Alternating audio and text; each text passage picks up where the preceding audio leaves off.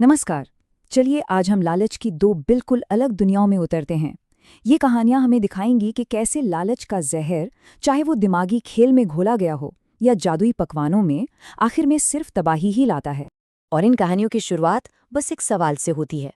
सोचिए जरा, क्या 10 साल का भरोसा और ईमानदारी दौलत के लालच में किए गए एक धोखे के सामने टिक सकता है? आज की हमारी दोनों कहानियां इसी एक सवाल के इर्द गिर्द घूमती हैं, पर उनके जवाब बहुत बहुत अलग हैं। तो हमारी पहली कहानी हमें ले चलती है हरियाणा के एक सुनसान फार्म हाउस में, जो अपने अंदर एक बहुत ही काला राज छुपाए हुए है। जो कहानी भरोसे की एक मजबूत नींव पर शुरू होती है ना, वो बहुत जल्द एक दिमागी और जानलेवा खेल में बदल जाती है। तो किरदारों को समझिए। एक तरफ है राघव, दिल्ली का एक अमीर बिजनेसमैन, और दूसरी तरफ है राजू, जो पिछले 10 सालों से उसकी सेवा कर रहा है। उनका रिश्ता सिर्फ मालिक और नौकर का नहीं, बल्कि भरोसे का था। या यूं कहें कि दुनिया को तो ऐसा ही लगता था।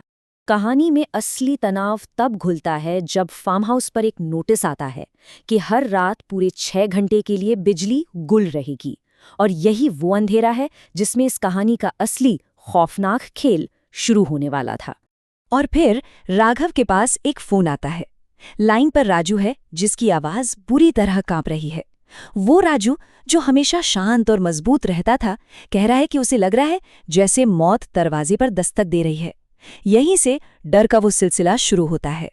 राजू की बातें किसी के भी रोंगटे खड़े कर सकती थीं।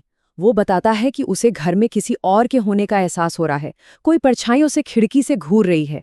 और फिर उस सबसे डरावना पल, जब घुप अंधेरे में इमरजेंसी लाइट जली तो उसने अपने ठीक बगल में एक बिना सिर वाली औरत को खड़ा पाया। अब जब राघव खुद फार्म हाउस पहुंचता है तो कहानी का रुख पूरी तरह उसकी तरफ मुड़ जाता है। अब वही खौफनाक घटनाएं उसके साथ होने लगती हैं। अंधेरे में हंसने की आवाजें, कांच टूटने का शोर और एक साया जो पलक झपकते ही सामने से गुजर जाता है। और ये नहीं भूलना चाहिए कि राघव दिल का मरीज है। ये डर उसके लिए जानलेवा साबित हो सकता है। लेकिन रुकिए, यहीं कहानी का सबसे बड़ा मोड़ आता है। असली खौफ किसी भूत प्रेत का था ही नहीं। वो बिना सिर वाली औरत, वो परछाइयां, वो सब एक नाटक था। एक शातिर साजिश, जिसे उन दो लोगों ने बुना था जिन पर राघव सबसे ज्यादा भरोसा करता था। उसका वफादार नौकर राजू और उसकी अपनी पत्नी मोहिनी। उनका मकसद राघव को इतना डराना कि उसका दिल ही काम करना बंद कर दे। मगर जिस राघव को वो शिकारी अपना शिकार समझ रहे थे, वो खुद उनसे कई ज्यादा खतरनाक खिलाड़ी निकला। उसने पूरी बाजी ही पलट दी। पहले राजू से मोहिनी को फोन लगवाया, साजिश का सारा सच बाहर आ गया। फिर मोहिनी को फार्म हाउस बुलाया और उसके बाद राजू को उसी की साथी को मारने के लिए जायदाद का लालच दिया। और जब राजू ने मोहिनी का खून कर दिया, तब राघव ने अपना आखिरी पत्ता खोला कि ये फार्म हाउस तो अब उसका है ही नहीं, सब कुछ जीरो। तो ये थी एक कहानी शहरी धोखे की, जहां लालच ने रिश्तों को ही हथियार बना लिया। अब चलते हैं एक गांव की तरफ, जहां लालच का रूप कुछ और ही है, जादुई, रहस्यमयी और उतना ही खतरनाक। बरसातीपुर गांव में चुन्नू नाम की एक औरत पकोड़े की दुकान खोलती है। अब उसके पकोड़ों में ऐसा क्या था, ये कोई नहीं जानता, पर स्वाद ऐसा था कि सरपंच से लेकर आम आदमी तक पूरा गांव उसका दीवाना हो गया। लोग कहते थे उसके हाथों में जादू है, पर वो कैसा जादू था, इसका अंदाजा किसी को भी नहीं था। चुन्नू के दिल में क्या है, इसकी पहली झलक तब मिलती है जब एक भूखी बच्ची उससे सिर्फ एक पकौड़ा मांगती है और चुन्नू उसे प्यार से देने के बजाय जोर से लात मारकर गिरा देती है। ये एक छोटी सी घटना थी, पर यह उसके अंदर छिपी क्रूरता का बहुत बड़ा सबूत थी। और फिर गांव में कुछ बहुत ही अजीब होने लगता है। गांव के सबसे इज्जतदार आदमी, सरपंच, अमीर सुनार, चुन्नू के घर पर नौकरों की तरह काम करते पाए जाते हैं। कोई भैंस का दूध निकाल रहा है, कोई उसके बर्तन मांज रहा है। ऐसा लग रहा था जैसे पूरे गांव के मर्दों को किसी ने वश में कर लिया हो, गुलाम बना लिया हो।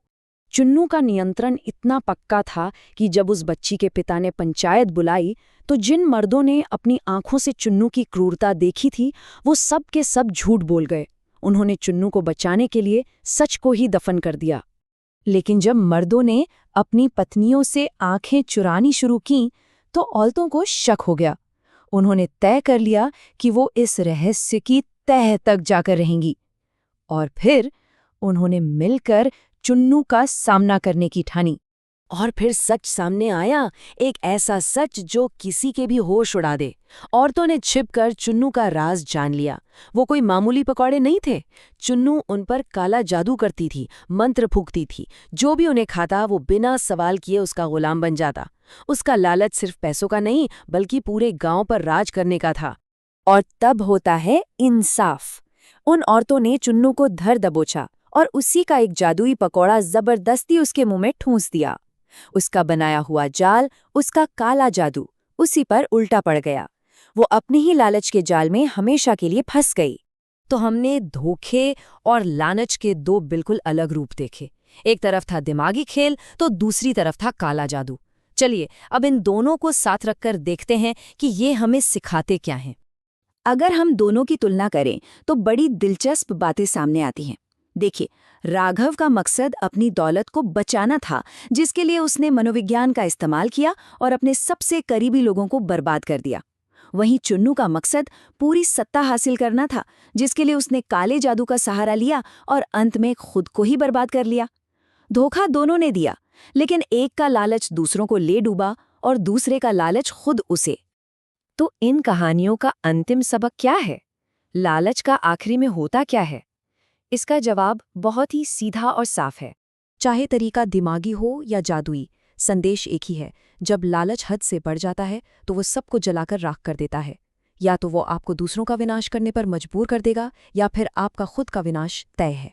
पहली कहानी का ये एक वाक्य पूरी बात को कितनी आसानी से समझा देता है। लालच चीनी की तरह है, थोड़ा सा शायद अच्छा लगे, लेकिन अगर मात्रा बढ़ जाए तो वो जहर बन जाता है, जिसका अंत सिर्फ मौत है, रिश्तों की, भरोसे की या फिर खुद की। और मैं आपको इसी सवाल के साथ छोड़ जाता हूं। जब कोई भरोसा और वफादारी को लालच के लिए तोड़ता है तो उसकी असली कीमत कौन चुकाता है? और क्या वो कीमत कभी पूरी तरह से चुकाई जा सकती है? सोचिएगा जरूर।